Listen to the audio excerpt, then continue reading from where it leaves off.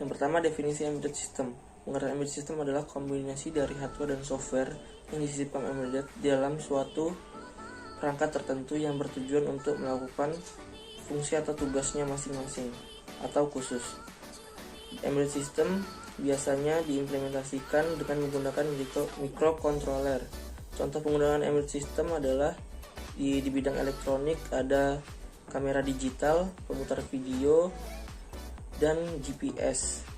Dalam peralatan rumah tangga, contohnya microwave, oven, dan mesin cuci. Saya anggota 1 yang akan menjelaskan tentang karakteristik embedded system. Karakteristiknya yang pertama, real time operation atau gerakannya real time, apa yang terjadi saat itu juga. Yang kedua, reactive operation, misalnya sistem rem, mobil akan langsung berhenti ketika rem ditekan. 3. Configurability, yang dapat dimodifikasi dan dapat diubah-ubah dengan fungsi yang tetap. 4. Dimatikan atau dihidupkan. Device flexibility, input dan output lebih fleksibel. 5. Streaming protection mekanisme. Karakteristik ini digunakan untuk menjaga keamanan. 6. Direct use of interpret, bisa langsung di-input di tengah-tengah jalan. Kegunaan embedded yang pertama adalah CPU, Central Processing Unit, atau lebih dikenal dengan prosesor, bertugas melakukan fungsi logika dan matematika, transfer data, dan mengembalikan instruksi. Sebuah CPU berisikan register aritmatik, logit unik atau ALU, program, counter, dan stock pointer.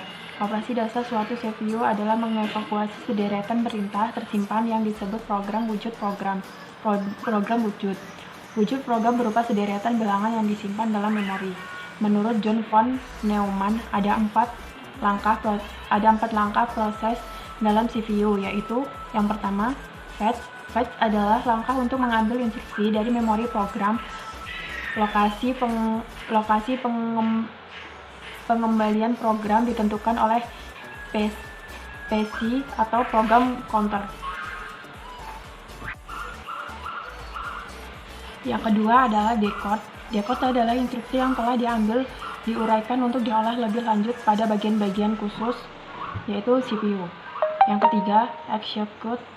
Beberapa hasil penguraian pada langkah sebenarnya bekerja sama menyelesaikan perintah tersebut. Jika pada langkah itu terjadi penghitungan aritmatika, maka akan mulai berfungsi. 4. Write back adalah memulihkan kembali hasil operasi pada memori maupun register. Register yang telah ditunjuk hasil tersebut mungkin saja digunakan untuk proses eksekusi perintah berikutnya yang akan kembali melalui langkah. Kegunaan sistem embedded yang kedua adalah port input. Diibaratkan panca indera manusia. Dia menerima masukan input dari dunia luar untuk diproses lebih lanjut pada tubuh mikrokontroler. Port output ibaratkan kaki dan tangan pada manusia. Melalui port output, mikrokontroler mengirim sinyal ke dunia luar.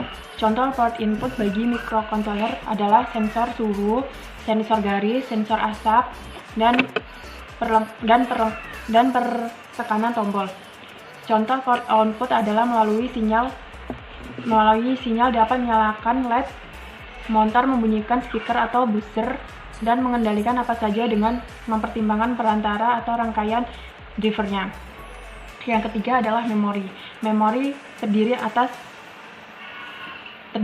memori internal ROM atau read only memory.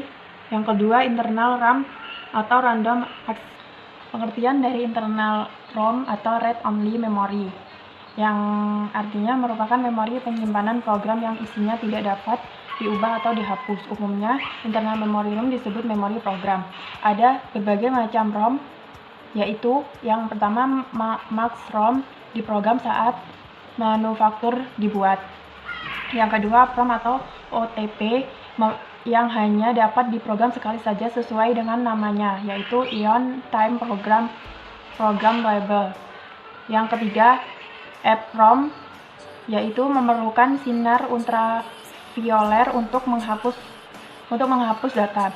Yang keempat, EEPROM yang dapat dihapus dan diisi kapanpun saja yang hanya dengan menguraikan proses elektrik.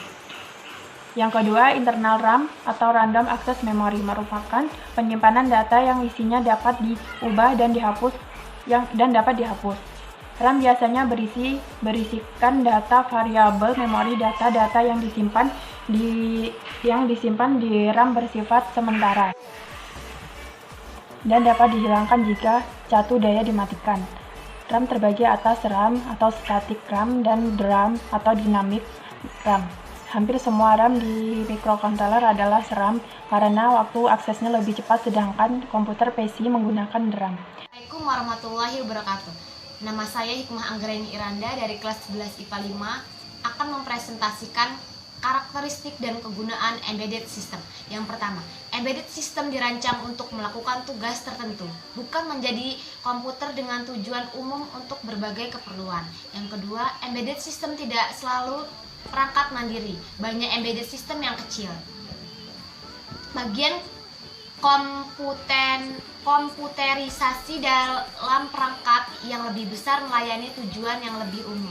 Yang ketiga, instruksi program ini ditulis untuk embedded system yang disebut sebagai firmware dan disimpan dalam memori read-on atau memori flash chip. Sekian dari saya. Wassalamualaikum warahmatullahi wabarakatuh. Assalamualaikum warahmatullahi wabarakatuh. Perkenalkan, nama saya Indah Misda Saputri. Saya dari kelas 11 IPA 5 nomor absen 13. Di sini saya akan menjelaskan kategori sistem embedded. Yang pertama, itu ada mandiri. Mandiri atau standalone.